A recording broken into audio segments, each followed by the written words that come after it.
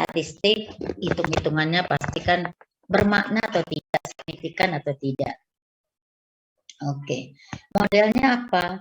Modelnya dia bilang menggunakan teori molekular mekanik, ini mekanika molekular dan dinamik. Oke, yang dilihat, yang terkenal persamaan yang dilihat adalah yang ini. Kemarin juga sudah disebut Schrödinger. Ini Schrödinger ini yang dipakai adalah operator Hamiltonian. Ini menyatakan, ini rumusnya nih. Operator Hamiltonian sama dengan energinya. Energi kinetik dan potensial dari dalam suatu sistem itu senyawa kimia yang mengandung elektron dan inti atom. Ini menyatakan energi ya. Ini kemudian W yang ini adalah fungsi gelombang. Kalau spektrum UV vis kan ada lambda gitu ya, lambda max. Nah, ini yang dipakai simbolnya yang ini.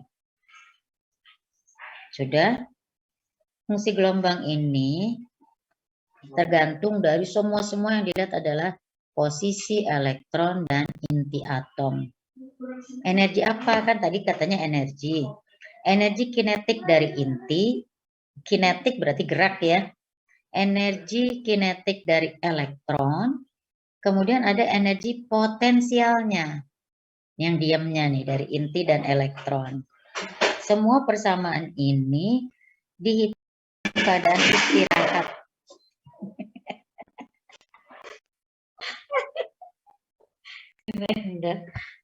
Dalam keadaan stasioner atau keadaan istirahat.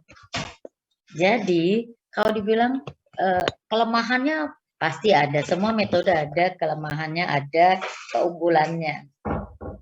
Karena kelemahannya ini kan komputasi, belum bisa menyamakan dengan sistem di dalam tubuh, ya, yang banyak apa listriknya, pengaruh asam, kondisi. Jadi kalau dilihat ini semua dari energi yang dilihat. Nah ini kita lihat persamaan yang dipakai kan tadi Schrödinger.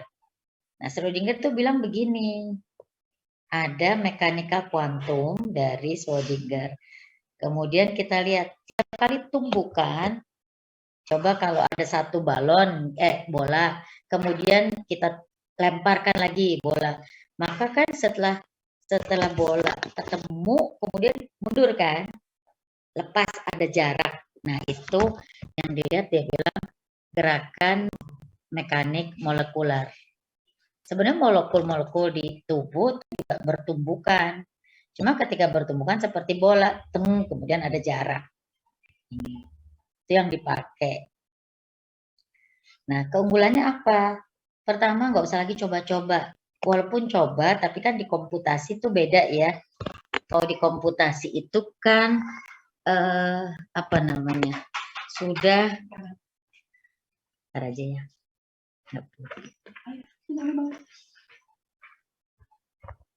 Wah, gulita.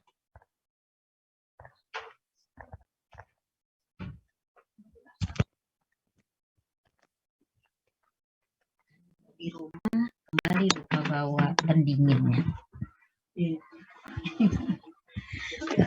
Ya. Ini karena ibu di luar rumah, jadi laptopnya ibunya lupa bawa pendingin. Oke. Jadi kalau pakai komputasi, yang pertama apa? Mengurangi faktor coba-coba. Kan coba-coba juga Bu, iya, tapi kan di laptop nggak makan bahan kimia gitu ya. Cuma listrik dan apa koneksi internet itu kan sudah murah ya, nggak semahal dulu gitu kan. Oke, berikutnya ini mau tidak mau laptopnya dipegangin.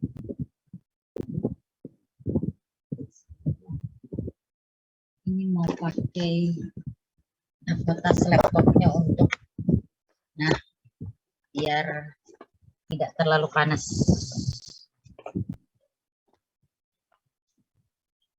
Kemudian apalagi selain menghindari faktor coba-coba. Kalau coba-coba kan makan biaya. berarti ada hemat dalam hal biaya, waktu, tenaga. Cukup ibu dan laptopnya. Nggak perlu banyak-banyak orang. Nggak perlu pakai laboran, analis, dan lain-lain. Jadi efisien, sangat efisien dalam hal biaya, waktu, tenaga. Berikutnya, karena nggak pakai bahan kimia, ibu tidak ada pencemaran dari lingkungan. Ini, jadi ada 1, 2, 3, 4, minimal 4. Ini yang sering ditanya, kita pakai logika aja, nggak usah menghafal. Berikut, yang kelima, keuntungannya apa? Karena semuanya komputasi, rumus, kita nggak bikin rumus, kita hanya memasukkan data-data ke rumus yang sudah ada di dalam si komputernya itu, maka waktu ngitungnya jauh lebih cepat daripada hitung satu-satu gitu ya. Berikut, itu tadi yang kelima. Yang keenam, hasil perhitungan yang saat ini metode komputasi itu sangat-sangat berkorelasi dengan eksperimennya. Jadi kalau dikatakan hasil komputasinya aktif, nah itu yang apa, worth it, apa, yang bermanfaat untuk dicoba. Nah ini kita lihat. Yang pertama, nanti orang tanya, nih paling banyak ditanya. Kalau metode-metode yang konvensional, in vitro, in vivo kan sudah ada validasi, sudah valid metode. Apakah di komputasi juga valid? Ada validasinya. Validasi targetnya berarti validasi dari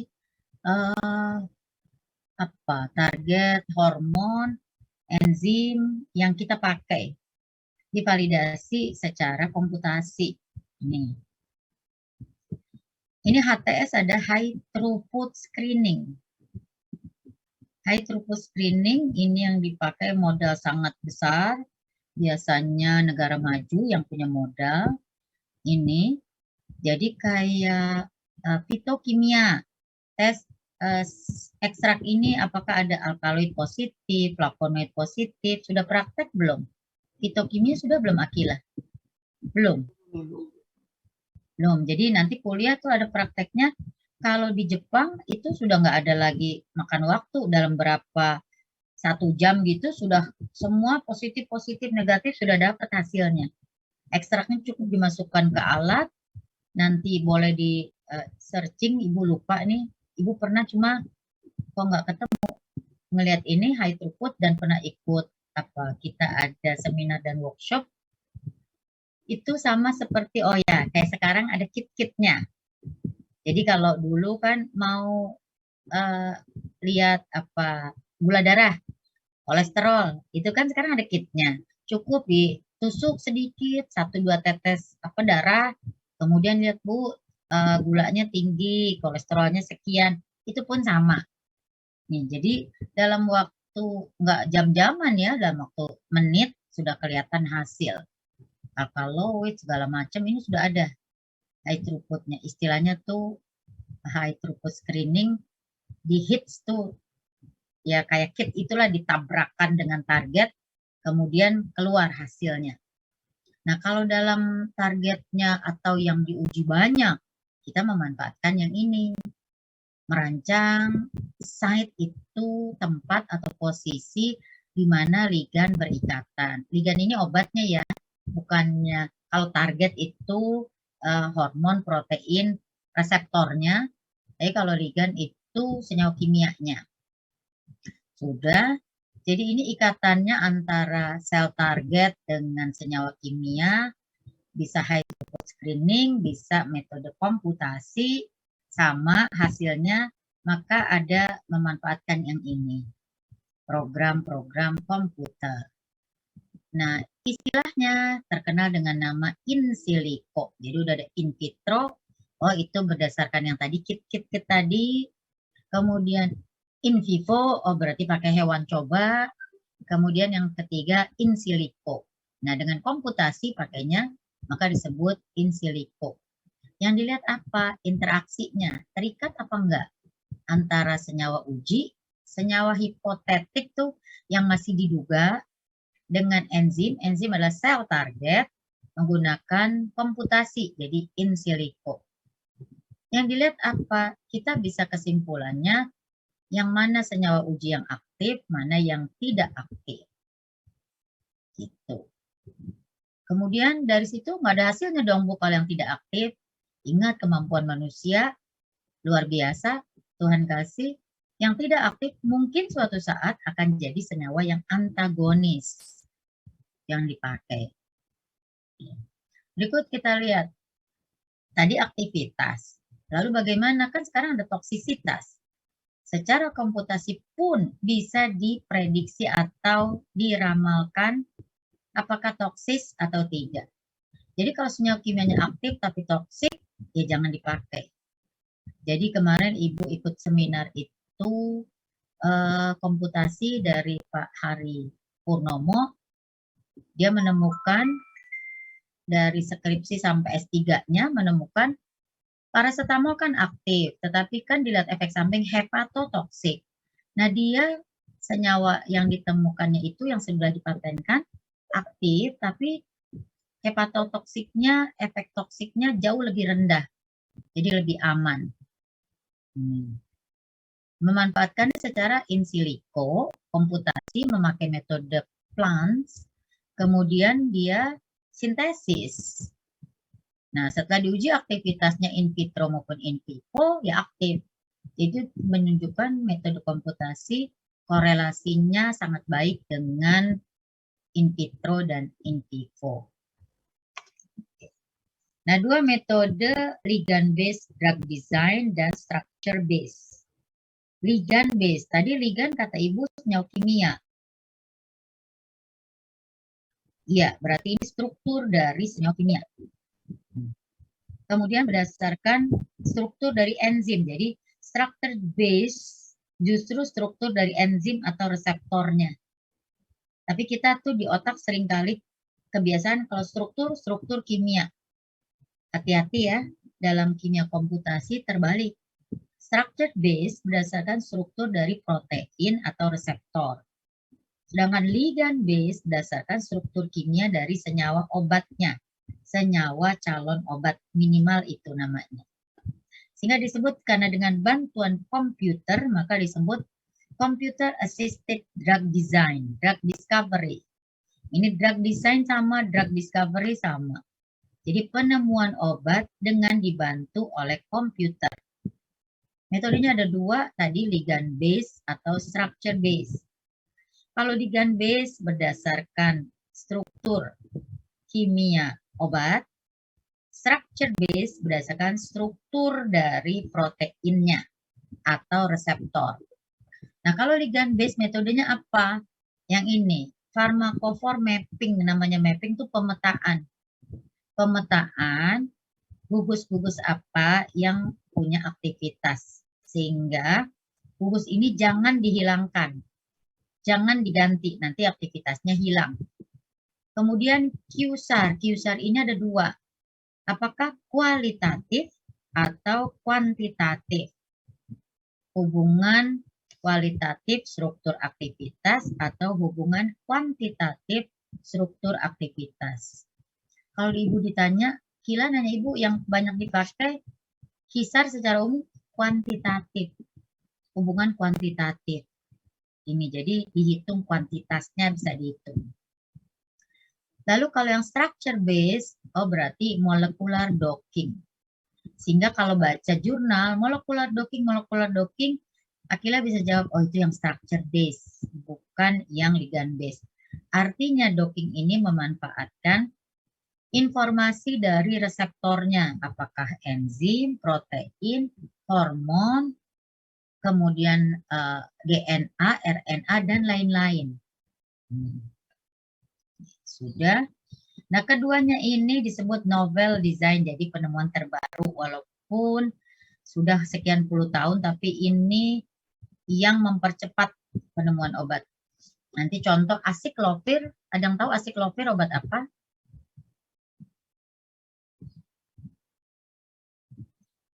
Antivirus, kan yang sekarang nih virus kita nggak selesai-selesai si COVID ya, si corona. Nah, itu penemuannya didasarkan pertama dari komputasi. Oke, jadi dua-duanya dilihat apa? Site, tempat ikatan dengan ligan. Ada ligan base, ada structure base, rancangannya. Oke. Nah, ini ada data berdasarkan ligan base. Ini yang berharga bisa dilihat ada sequence-nya. Jadi, asam amino yang mana yang berikatan. Strukturnya itu divalidasi. Struktur apa? Struktur targetnya. Ini. Jadi informasi ligan base contohnya pada data SAR. Structure Activity Relationship. Dia bilang, data SAR indirectly, secara tidak langsung, describe the receptor, menggambarkan reseptornya. Ini. Bahwa kalau ada interaksi bagus, oh berarti reseptornya tuh di sini. Carinya di mana? Nanti di protein data bank, di PDB. Oke, sekarang kita lihat hari ini kita full nih LBDD, SBDD. Yang pertama LBDD, ligand base.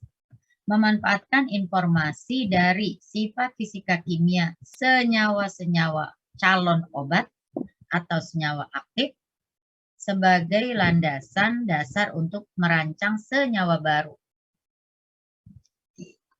Jadi, ada senyawa aktif.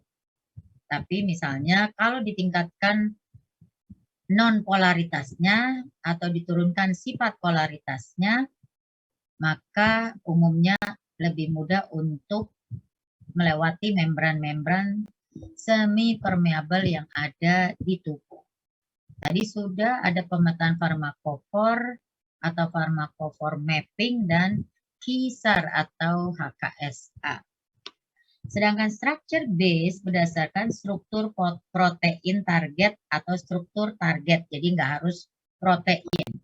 Bisa enzim, bisa hormon, dan lain-lain. Walaupun kita nyarinya di protein data bank, jadi bank data protein. Yang dicari yang mana? Sisi tempat obat berikatan dengan protein, dengan target, jadi sisi aktif yang berikatan.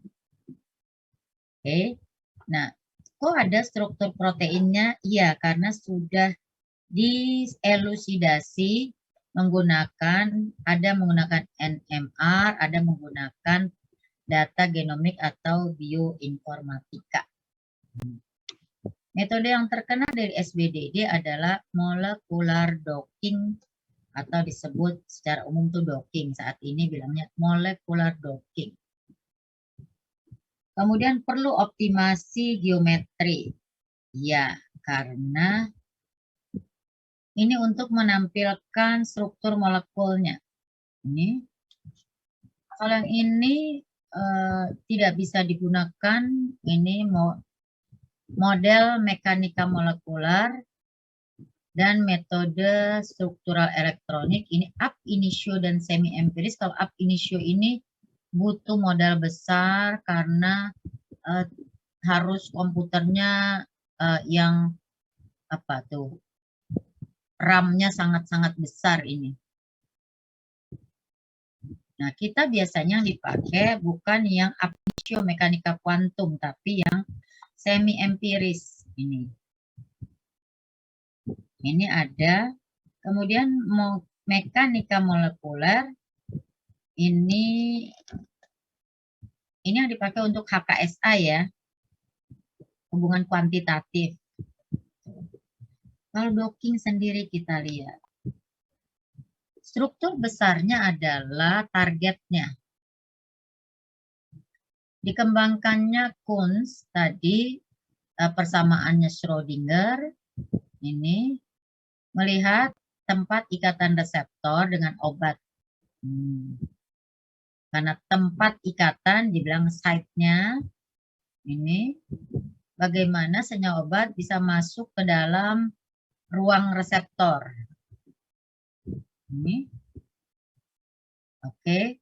Lalu dilihat ada konformasi. Nah, konformasi ini katanya bisa menutup, bisa membuka, mengisi ini. Oke.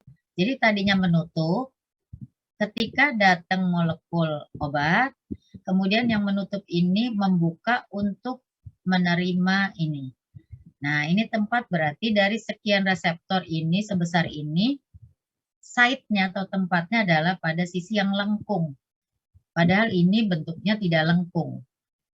Tapi ketika berikatan, maka terjadilah konformasi baru ini. Ya, jadi ada perubahan. Oke, lalu dilihat yang diperkirakan apa dalam docking? Kemampuan senyawa obat terikat, itu disebut afinitas. Energinya makin kecil berarti makin mudah terikat, ikatannya semakin kuat. Ini. Ada pengaruh pelarut, ada, sehingga nanti dalam sistemnya ada yang dihilangkan. Ada dihilangkan molekul air dan lain-lain. Nah, metode docking ini digunakan untuk yang ini. Memilih sel targetnya atau substrat protein yang spesifik. Ini. Kemudian bisa meramalkan kalau ada interaksi, maka dia bisa meramalkan ada absorpsinya, ada distribusinya, ada metabolisme, ada ekskresi. Metode docking ini meramalkan struktur 3 dimensi. Ligand melekat pada tempat ikatan atau binding site-nya. Ini, sehingga kalau ada tempat ikatan, maka ada energi yang kecil. Semakin kecil energi, semakin mudah dicapai. Sama seperti kalau kita datang. Pertemuannya, rapatnya, atau kuliahnya di lantai 1. Maka energi yang kita pakai untuk sampai ke lantai 1 jauh lebih kecil daripada untuk sampai ke lantai 4. Dengan catatan tidak pakai lift. Kalau pakai lift bukan nggak pakai energi, tapi silakan waktunya pasti lebih lama. Jadi itu cara gampangnya. Kenapa energinya kok makin kecil gitu ya? Oke, kita lihat ada modelnya di Oppo. Keuntungannya tadi sudah ya, menghemat tadi waktu, tenaga, uang, itu. Terus yang kedua kita bisa selektif, menentukan senyawa-senyawanya yang aktif dan tidak aktif atau kurang aktif. Oke, tujuan utama sama seperti saudara melakukan screening fitokimia. Screening virtual untuk memilih mana molekul senyawa aktif dari sebagian banyak. Jadi bisa puluhan bahkan ratusan senyawa kimia yang diuji. Ini. Kalau sudah dapat barulah disintesis dan diuji secara eksperimental. Oke. Jadi screening virtual bisa memilih yang bawah nih, molekul yang aktif biologis yang lebih signifikan. Oke. Kemudian kalau ikatan tadi, ikatan yang berperan karena kan makin terikat, makin kecil energi berarti ada jarak. Jarak yang bisa dihitung antara ion pusat senyawa gugus yang aktif, pusat bidang dengan pusat atom. Jadi tempatnya dengan gugusnya atau dengan atomnya. Ini. Oke. Karena dalam docking dibangun kesesuaian antara atom dan bidang. Ini adalah untuk melihat binding site. Tempat ikatan antara obat dengan reseptor. Jadi tempatnya itu tempat reseptor ya. Kalau obat gugus mana atau atom mana yang aktif. Terus taunya dari mana Bu? Aktif-aktif tadi nilai energi yang kita sebut skor docking. Docking score atau skor docking. Skor docking sebetulnya dia menghitung kekuatan ikatan antara obat dengan reseptor dengan cara energi dari semua nih. Menjumlahkan ikatan van der Waals, ikatan hidrogen, ikatan atom polar, ikatan yang non polar. Waktu belajar di awal kan ikatan tuh ada ikatan ion, ikatan hidrogen, ikatan van der Waals, ikatan, apalagi ada 6 ya. Nah, semua itu tuh yang dihitung energinya berapa. Semakin kecil, oh berarti semakin mudah dicapai. Jadi semakin tinggi nilai skornya itu maksudnya nilai energinya semakin, kalau hitungannya karena persamaannya ada minus, jadi semakin minus, semakin kecil, itu semakin tinggi nilai skornya, istilahnya begitu. Oke, sekarang kita lanjut LBDD, SBDD ke homologi modeling. Ini homologi, dibuat homolognya. Nanti tinggal searching homologi apa sih. Jadi metode ini untuk membangun, merancang komponen protein dalam struktur 3 dimensi ini yang menjadi tempat atau template cetakan dari protein yang bersangkutan, yang terkait gitu. Saya Bu mau uji tadi antivirus. Oh berarti harusnya berikatannya antara obat dengan protein di virus, jangan protein di manusia. Gitu kan? Agar kalau obat berikatan dengan protein di virus, maka virusnya akan tidak bisa bereplikasi atau lama-lama mati. Kalau bisa, apa namanya, kalau mati, bakteriostatik, virustatik, virusidal. Jadi kalau virusidal kan langsung mati ya, tidak terhambat pertumbuhannya. Jadi ada 2. Ini. Lalu kalau lihat protein, berarti kan protein kan terdiri dari sekian puluh, sekian ratus asam amino, betul. Maka di protein data bank data protein itu ada sekuen-sekuen dari asam amino yang kemudian dimodelkan jadi protein. Nah, template-nya yang dipilih adalah yang sudah crystal structure. Ini sudah valid. Oke. Lalu nyarinya di mana? Data makromolekul protein.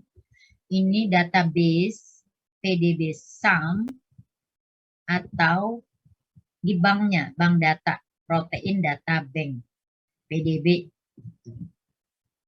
Ini ada 2 macam, yang dipilih, yang valid adalah crystal structure, yang belum valid baru teori, ada theoretical structure. Yang sudah valid karena sudah mulai proses validasi adalah yang crystal structure, ini sudah divalidasi baik in vitro maupun in vivo. Kalau yang teori itu belum melalui proses validasi in vitro, in vivo.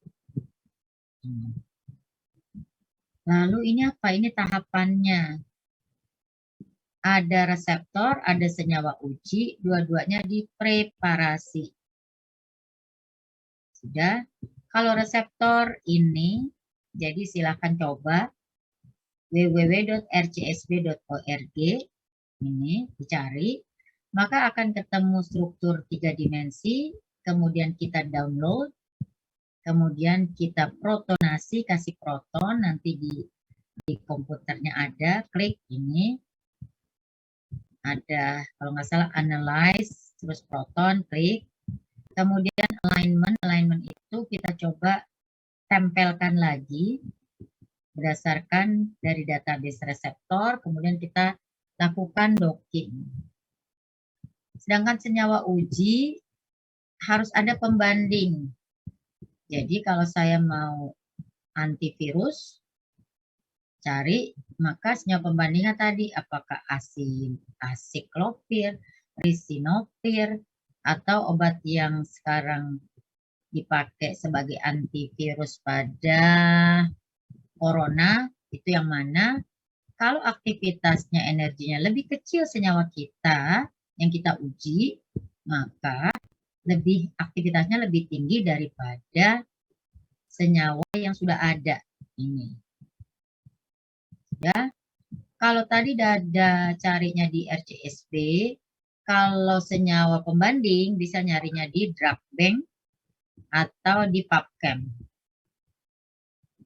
Tapi saudara lihat semua struktur protein reseptor maupun senyawa uji harus bisa dijadikan struktur 3 dimensi.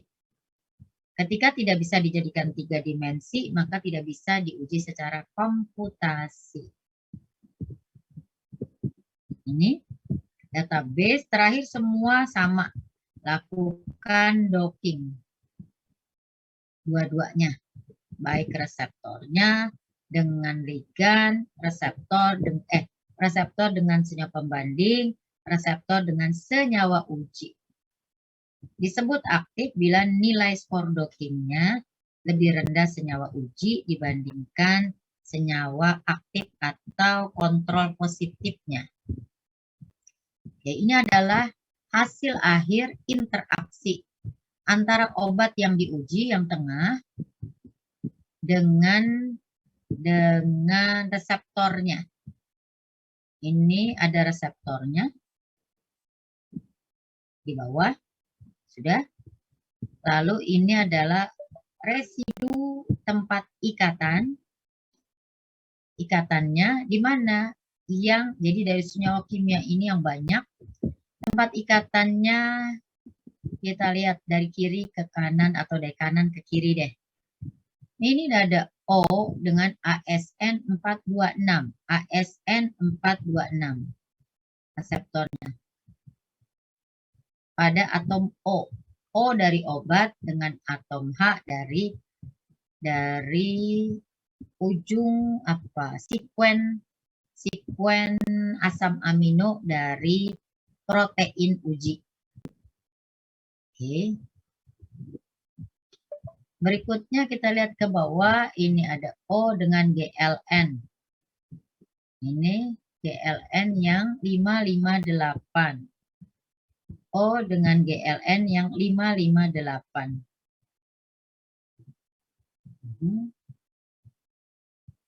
Ya, ikatannya, skornya itu dia bilang 52.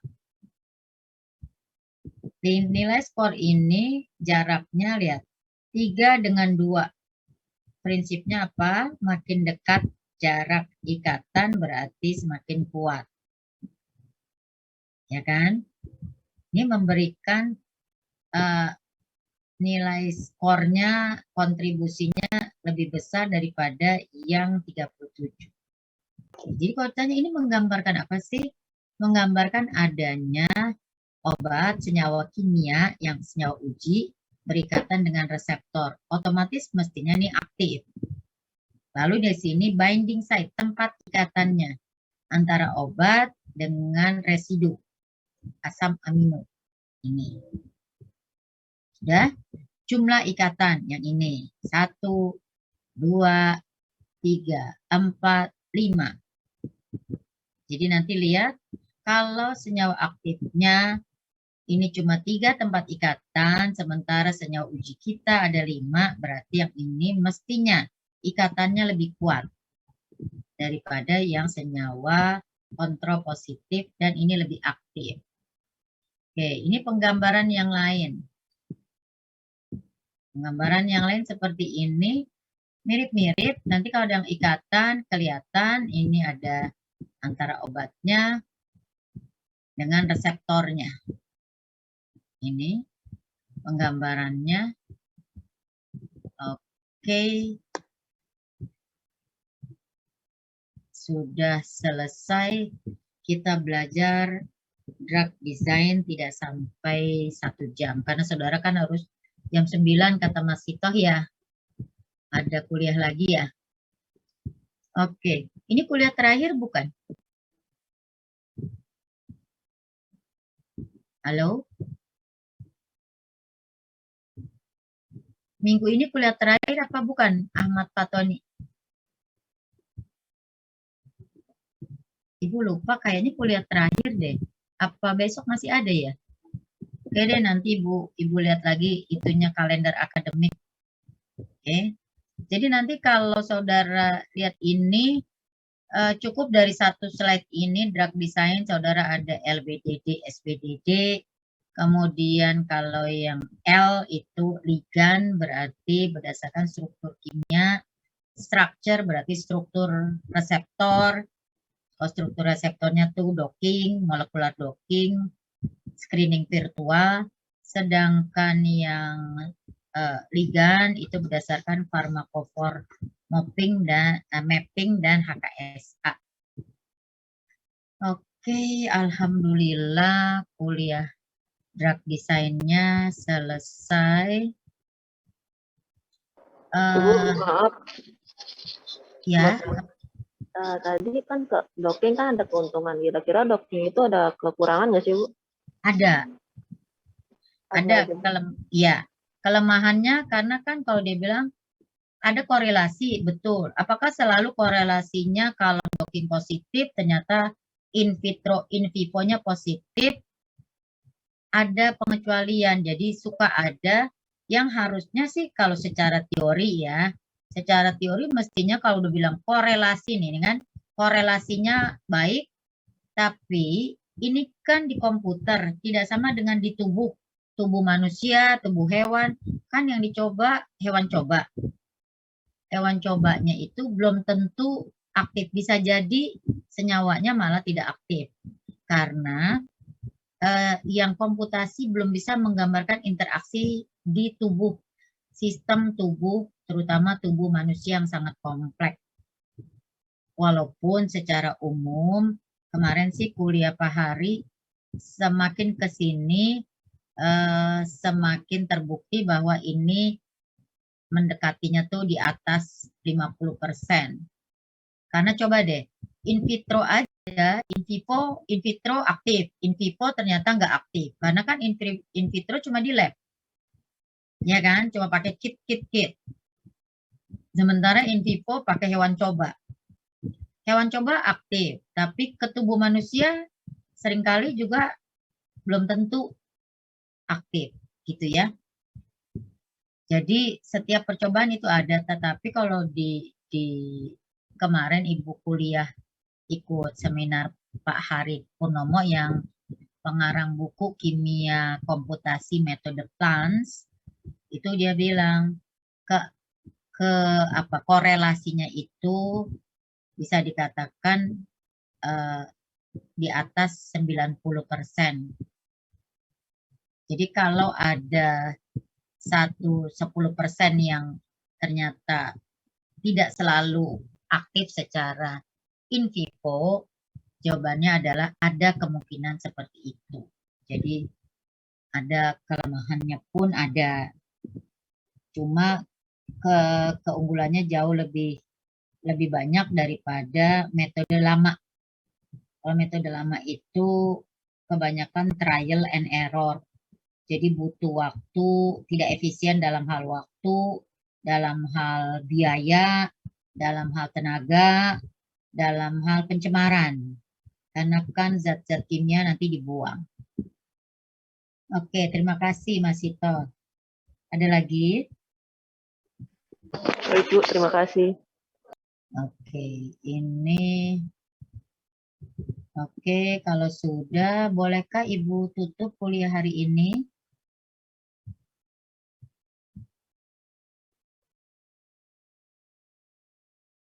Halo? Boleh, Bu. Boleh ya. Oke. Jadi kalau sudah punya ini tolong di print kemudian dibuat ringkasannya. Jadi tidak Ibu aja juga yang dosen dan sudah sudah tahu. Males ngebacanya ini. Mohon maaf ini belum sempat Ibu edit. Oke, sampai sini Ibu tutup. Wassalamualaikum.